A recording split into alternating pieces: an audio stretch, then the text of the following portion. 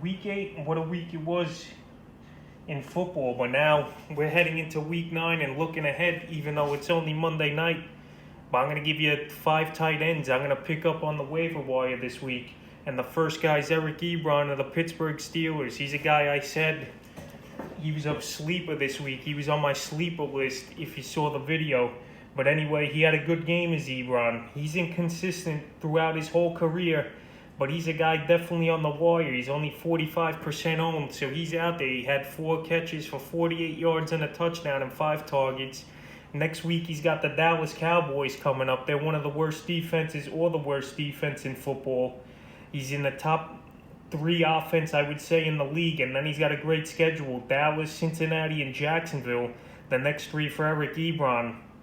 He's going to have some up and down weeks, but now the last 2 weeks, he had 11 versus Tennessee and 14.80 yesterday versus Baltimore. So Eric Ebron, he should be your number 1 priority to get out there on waivers at tight end. The second guy is a guy, I talk about him every week, but he keeps producing no matter what, is Trey Burton of the Indianapolis Colts.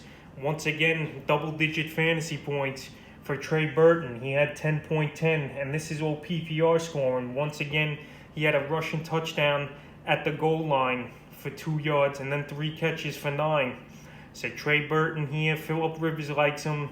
The Colts are using him in that offense as a gadget guy as well with the goal line, and that's his second rushing touchdown in as many weeks for Trey Burton. So Burton now in his last 3 games, 8.3, 21 points, and 10 yesterday. Burton's got a tough Baltimore team coming up next week, but I don't care, man. He's a better tight end than most options you could put in there. This guy's putting up double digits.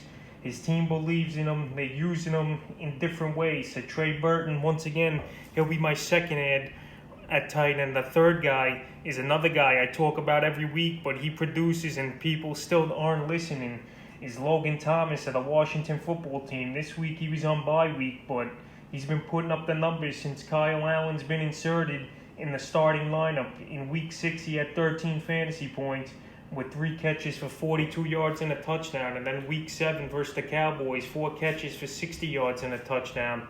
And now he's got the New York Giants coming up, who we played in Week 6 with those 13 fantasy points. Logan Thomas, a former quarterback in college. He's a big target for Allen. He's going to get red zone looks and stuff. So I'm going to go out there and get Logan Thomas, definitely. And you could get him right here, right now, before Monday night's game. If you got a dead spot on the bench to drop someone and get Thomas, and you got him before the waiver wire, this is the time to do it. The next guy is Gerald Everett of the Los Angeles Rams. Everett now, he looks like a favorite target. It looks like a Jared Goff. And yesterday he had 9 targets, 5 catches for 32 yards. I know Tyler Higbee wasn't playing, but even when Higbee was there, Everett, he had a couple good fantasy days. This week he goes on bye, but Everett, you can maybe wait till he comes off after waivers to get him, or even next week. But he's a guy I'm definitely targeting.